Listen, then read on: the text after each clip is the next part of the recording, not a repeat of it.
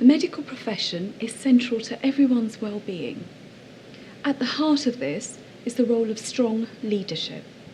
Whilst we have some of the most highly trained and skilled personnel, we can still learn from other professions about how to be better. Indeed, other professions can learn from us. This series, Leadership Ideas from Other Professions, is about searching for new ideas that can be incorporated within the medical field. In the series, we will be interviewing highly successful leaders who have made their mark in one way or another in their chosen fields. In this programme, Amanda Wakeley, iconic British fashion designer, talks about her work, which has led to dressing royalty and celebrities. She's also granddaughter of past president of the college and founder of the Annals, Sir Cecil Wakeley. These programmes complement the published articles within the Bulletin of the Royal College of Surgeons. What is your vision?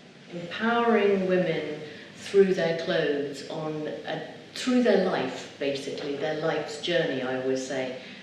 Growing up in a family of surgeons, were you interested in surgery? I am fascinated by anatomy, interestingly enough, and which I find quite amusing because obviously that was my grandfather's big thing. And so I'm passionate about cut and making the body look as beautiful as possible, and I always sort of say taller, skinnier, sexier, but that can be done through beautiful cutting. Were you expected to follow in your father's footsteps? I was encouraged to follow my heart and just be passionate about what I do. How do you manage when things don't quite go right? I don't think any of us get through life without challenges, and so I think it's how you deal with them that is the maker or breaker of you. It's how you handle any situation and how you can do it with a smile on your face and with kindness, or you can do it abruptly with little time and little patience. How do you keep the team focused?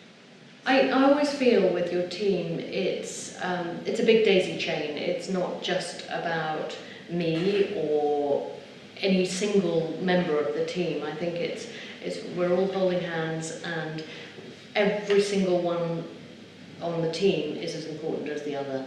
And I think just kindness and encouragement and enthusiasm and helping each member of your team grow is really fundamental to me. And you know, it's hugely rewarding actually to see people enter into the business perhaps as an intern and then progress and progress and progress. It's much more rewarding for me to see that happen and help mentor that through and encourage other members of my team to mentor their teams through. That's the way to build a sort of really nice solid team with a shared ethic. Growing from within, growing your team from within, and not being constantly on the hunt for the newer or the better or the evolving people is hugely important. How would your team describe you? I hope they would say inspiring, kind, and passionate. Have you had any experience of the NHS?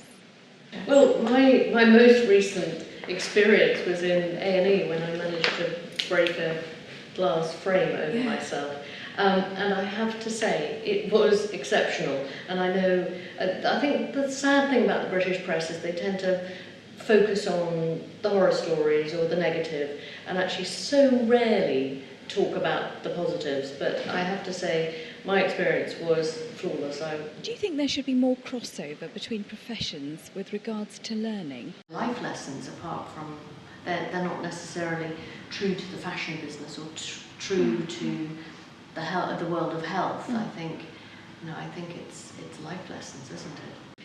Can you tell us about Fashion Targets Breast Cancer? For the last 20 years I've co-chaired Fashion Targets Breast Cancer with Karen Franklin, and so to date that charity has raised approaching £15 million to aid breast cancer research and breast cancer awareness.